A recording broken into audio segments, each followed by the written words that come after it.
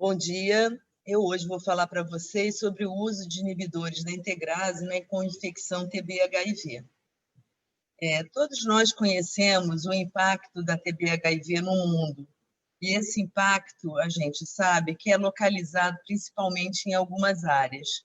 O Brasil tem uma situação privilegiada em relação a essa incidência alta de outros países. No Brasil, segundo a Organização Mundial de Saúde, 95 mil casos foram notificados em 2018, com 6.700 óbitos. Com relação à TB-HIV, nós tivemos 11 mil casos notificados. O Brasil é um país com diferenças em relação à incidência também. Já é conhecida a alta incidência de tuberculose na região norte, e agora está albergando também o Pará, além do Amazonas, e aqui no Rio de Janeiro. E as cidades do Rio de Janeiro e de Manaus sempre disputaram a liderança do número de casos maior de TB no Brasil. Uma outra coisa que eu queria comentar com vocês é o fato do impacto da Covid-19 na notificação de casos. A Índia, que é o país de maior carga de doença no mundo, tem esse gráfico para mostrar o que aconteceu durante o lockdown. Então, nós não sabemos em 2021 o que nós teremos de notificações para analisar, e com certeza essas notificações não serão a realidade completa dos fatos.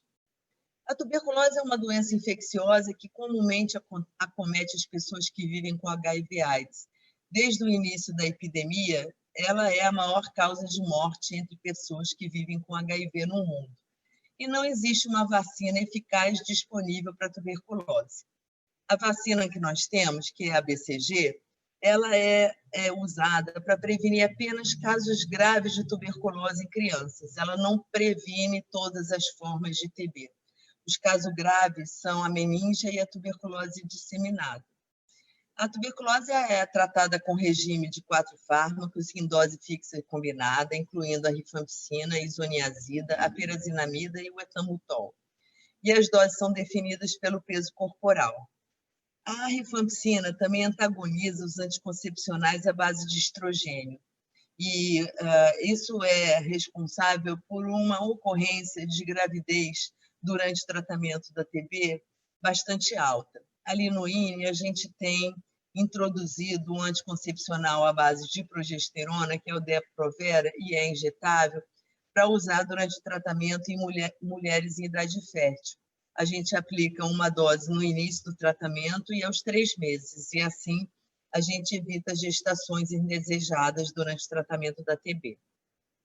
Os fármacos antituberculose são, em sua maioria, hepatotóxicos, com exceção do etambutol. E a rifampicina, que é responsável pelo encurtamento do tempo de tratamento de 9 para 6 meses, tem interações significativas com os antirretrovirais mais potentes, tais como os inibidores da transcriptase reversa não nucleosídeo e os inibidores da protease. O uso de efavirenz, entretanto, tem sido usado em dose fixa combinada para compor um regime antirretroviral no mundo todo. É o tratamento mais usado por todos os países no mundo. Entretanto, o seu perfil genético, que uma única mutação é responsável pela resistência em toda a classe, e suas reações adversas, principalmente neuropsiquiátricas, limitam, em alguns casos, o seu uso. Eu trouxe esse slide aqui para falar para vocês sobre resistência primária a efavirenz. A gente vê aqui países de alta carga de doença, e eu chamo a atenção para a Nicarágua, que tem quase 20% de casos com resistência primária ao efavirenz. O Brasil está aqui numa situação mais confortável, mas eu gostaria de falar que o Brasil tem diferentes regiões, e na região sudeste, por exemplo, eu já vi notificações de resistência primária em torno de 12%. Esse foi um estudo liderado pelo meu grupo, em que a gente estudou a eficácia do TARV em pacientes com diagnóstico de TB-HIV, e nesse caso aqui que eu estou mostrando, são pacientes que já são experimentados de TARV. São pessoas que já falharam a efavirenz ou a um outro fármaco. E a gente vê que o risco de falhas de tratamento nesse grupo, quando eles usam inibidores da protease, é muito alto, o que faz a gente tentar encontrar outras saídas para o tratamento de resgate que não seja à base de inibidores de protease. Então, o mundo inteiro tenta achar outros regimes de tratamento que sejam melhor tolerados e que sejam eficazes. Então, em 2014, a ANRS, que é a Agência Nacional de Pesquisa em AIDS da França, que fez uma parceria com sites brasileiros para desenvolver esse estudo, que é multicêntrico, randomizado de fase 2, em 48 semanas de grupos paralelos. Ele é um estudo não comparativo, realizado em 8 centros, sendo 6 no Brasil e 2 na França. O desfecho primário foi a supressão virológica em 24 semanas. Então, a carga viral deveria estar abaixo de 50 cópias. Essas análises foram feitas por intenção de tratar. Então, as pessoas que tomaram ao menos uma dose foram consideradas para análise. E a morte, a descontinuação dos medicamentos do estudo e a perda de acompanhamento foram consideradas falhas de tratamento. Esse é um diagrama que mostra as inclusões nos 3 grupos. Então, é um grupo com efavirenz 600 miligramas em dose única, um outro grupo com raltegravir 400 miligramas 2 vezes ao dia e outro grupo com raltegravir 800 miligramas 2 vezes ao dia. Então, eu gostaria de chamar a atenção para o pequeno número de participantes em cada grupo, em torno de 50. Esse foi a trajetória dos 3 braços de tratamento. Então, eu chamo mais uma vez a atenção para que esse não foi um estudo comparativo, mas os resultados que mostraram bastante semelhantes liderou, então, uma recomendação para o uso do raltegravir 400 miligramas nos guidelines do Ministério da Saúde do Brasil. O grupo, então, decidiu fazer um estudo de fase 3 e randomizou 460 pessoas tratadas com regime para TB à base de rifampicina para receber 400 miligramas de raltegravir 2 vezes ao dia ou 600 miligramas de efavirenz 1 vez ao dia. Todos os 2 regimes à base de tenofovir e 3-TC. O desfecho primário foi uma carga viral menor que 50 cópias em 48 semanas. Esse foi um estudo de não inferioridade, e a margem de não inferioridade foi definida como 12%. Os participantes foram recrutados no Brasil, na Costa do Marfim, na França, Moçambique e Vietnã. E o estudo recrutou adultos virgens de tarde com diagnóstico de TB confirmado ou provável. Esse é o desenho do estudo que foi apresentado no Congresso da IAS em 2019, em que mostra que houve uma randomização 1 para 1, após um tratamento da tuberculose durante 2 semanas. E o endpoint primário foi com 48 semanas, um HIV, um RNA abaixo de 50 cópias. Para surpresa de todos, esse estudo mostrou que o raltegravir não atingiu a margem de não inferioridade de 12%, sendo, portanto, considerado inferior ao regime à base de efavirenz, apesar da semelhança de desfecho. A conclusão que o grupo teve a partir desse estudo, que apesar desse estudo ter sido um estudo grande e terem evidências de farmacocinética favoráveis ao raltegravir, o efavirenz continuou a ser recomendado como primeira opção para uso em pessoas com TB-HIV. Depois, posteriormente, outro inibidor da integrase foi incorporado no Brasil como primeira opção para tratar pessoas virgens de tratamento para HIV. Estou falando de HIV, não associado a TB. Então, posteriormente, o grupo da Kelly Dooley, eles desenharam um estudo para avaliar, então, como seria o dolutegravir se fosse usado para tratamento da co-infecção TB-HIV. Esse estudo, chamado de INSPIRE, ele foi apresentado com dados preliminares na conferência do PROE, que eu vou já mostrar para vocês. É um estudo também não comparativo, controlado, randomizado, aberto em participantes infectados por HIV-1, virgens de TARV, sensíveis aos medicamentos anti-TB e com CD4 acima de 50 células por milímetro. O desfecho primário foi em 48 semanas, com carga viral abaixo de 50 cópias, e o secundário foi com 24 semanas, com carga viral abaixo de 50 cópias. Então, esse estudo ele foi apresentado no CROI ainda com os desfechos de 24 semanas. Aqui a gente percebe que o dolutegravir foi usado com a dose de 50 miligramas 2 vezes ao dia, e o efavirenz com dose única de 600 miligramas.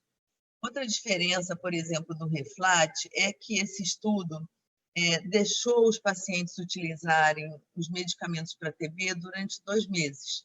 Isso porque eles excluíram as pessoas com CD4 abaixo de 50, que são aqueles que têm mais pressa em realizarem o tratamento antirretroviral.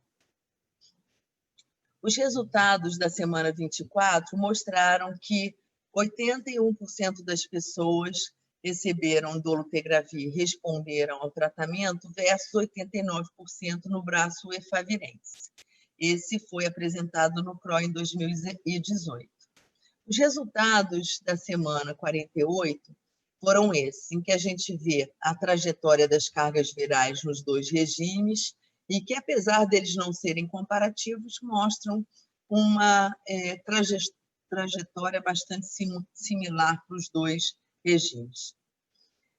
A não resposta ao dolutegravir foi causada por uma descontinuação de 10 participantes não relacionadas à TARV. E ocorreram 3 falhas virológicas, 2 com dolutegravir, que não estavam associadas à resistência ao fármaco, e uma ao efavirenz com resistência adquirida aos análogos não nucleosídeo e os análogos da transcriptase reversa. A taxa de sucesso ao tratamento foi alta e a ocorrência de íris foi incomum, 4 em cada braço. Aqui eu gostaria de chamar a atenção para o perfil de segurança, em que a gente vê que a diarreia, a gastroenterite e os efeitos neuropsiquiátricos foram bem frequentes no grupo efavirenz e que a artralgia foi bem frequente no grupo dolutegravir. Como esse não é um estudo comparativo, eu não posso dizer que houve mais do que no outro braço. Eu estou até dizendo que foram frequentes. Com relação ao preço, a Conitec, quando incorporou o dolutegravir, levou esse aspecto em consideração. E aqui nesse quadro a gente vê que o raltegravir é quase 4 vezes mais caro do que o dolutegravir.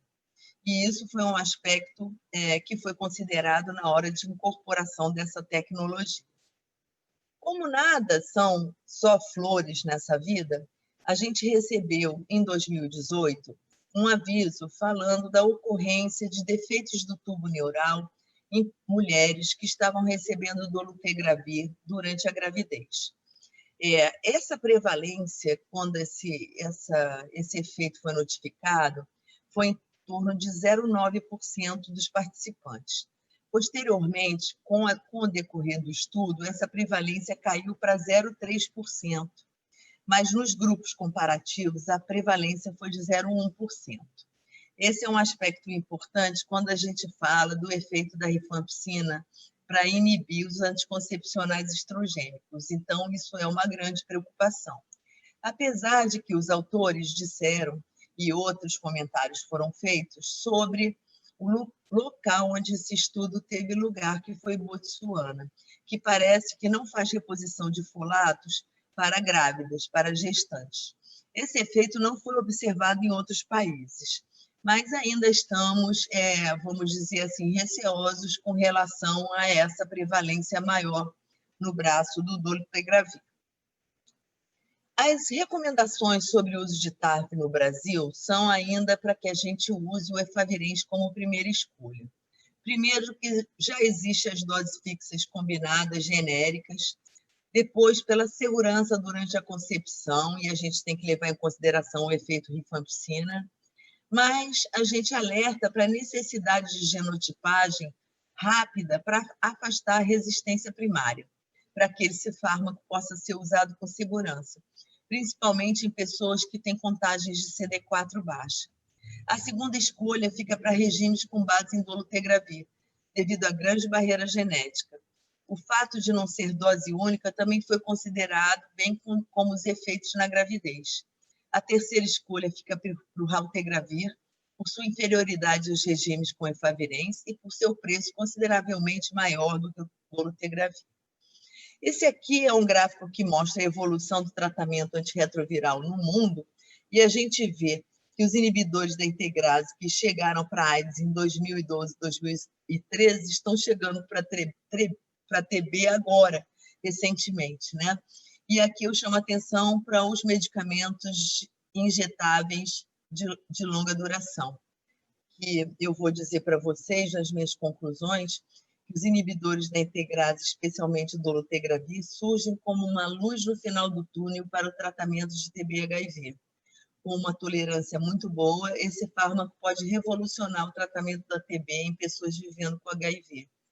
Coloco como uma perspectiva futura um antirretroviral injetável de longa duração e boa tolerância que a gente possa injetar no início do tratamento da tuberculose e possa garantir uma adesão de 100% durante os 6 meses de tratamento da tuberculose. Muito obrigada pela atenção de vocês.